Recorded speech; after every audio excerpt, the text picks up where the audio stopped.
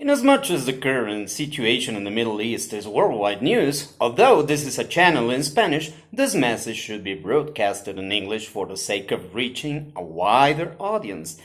Many people nowadays are asking the question concerning the legitimacy of the State of Israel, namely and literally, is Israel legitimate as a state?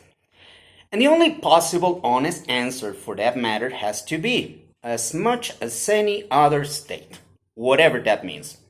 As a libertarian, I don't believe in states of any kind, but I could support small states of little interference in public life, with low taxes, and which don't mess up with the citizens nor meddle in their choices.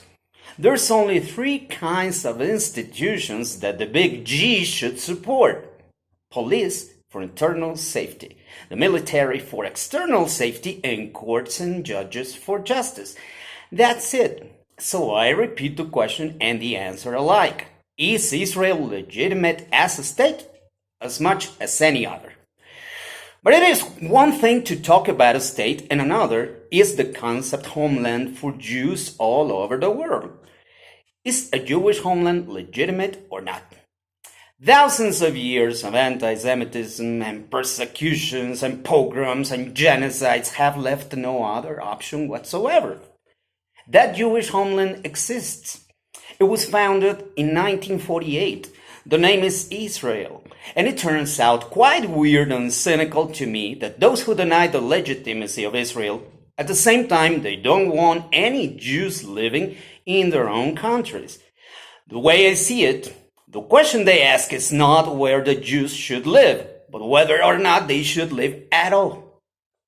Anti-Semitism reemerges century after century. In my opinion, anti-Semitism should be seen as a sign of low cultural level. On the other hand, there's no less original attitude than being an anti-Semite. But let's now talk about some facts concerning history. Fact number one, the land was bought.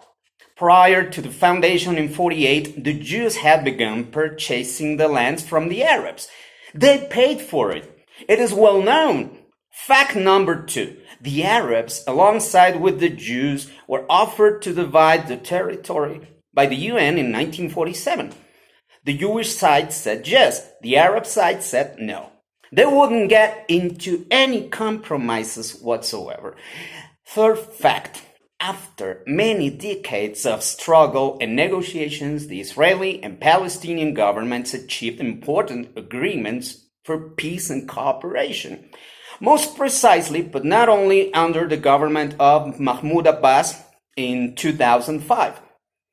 Number four, that very year, and due to the previously mentioned agreements, the Israeli troops withdrew from the Gaza Strip as a goodwill gesture in order to encourage the development of peace between both sides. Fact number five.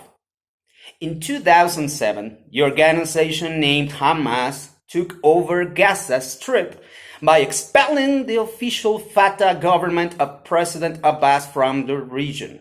From then on, there are two Palestinian authorities, one official and one unofficial. The seat of the official government of the party Fatah of the President Abbas is in Ramallah, in the West Bank. The headquarters of Hamas are located in Gaza. So we may say Hamas has kept Gaza kidnapped up to this moment. And the saddest thing about it is that the population in Gaza has developed a Stockholm syndrome towards their kidnappers.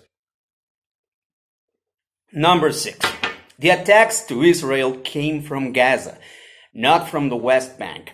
But this doesn't set Mahmoud Abbas free from the responsibility of the conflict, because he himself called out the election to be produced in April in order to lead Hamas to provocation and unleash their rage.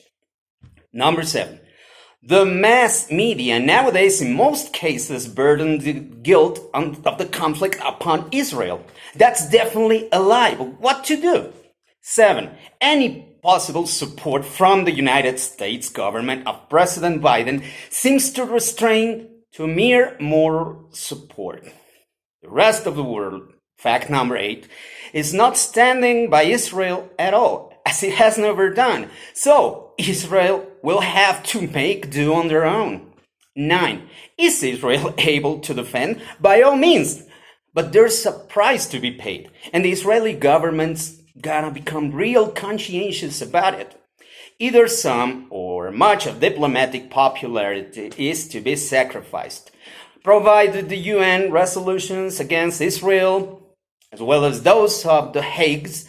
These days, it is just too difficult for the army to keep up. The IDF, the defense forces at Sahel, is not anymore what it used to be in the times of Moshe Dayan. Why am I saying this?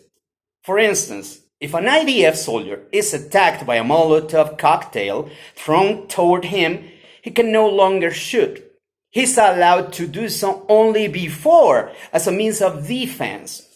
A good friend of mine of Argentinian origins living now in Israel has told me that many soldiers break the rule. Literally, they go, "I'd much rather end up in jail than in the cemetery."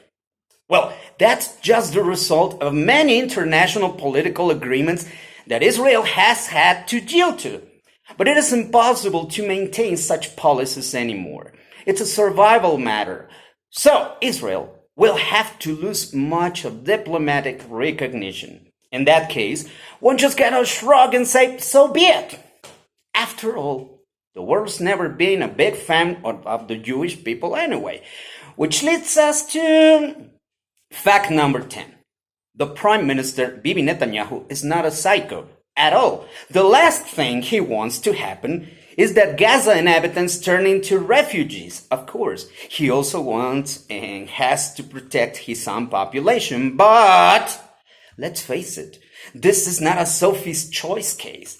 If the only and last alternative in order to protect his citizens from real danger is put the IDF to invade Gaza, well, you may conclude the sentence on your own.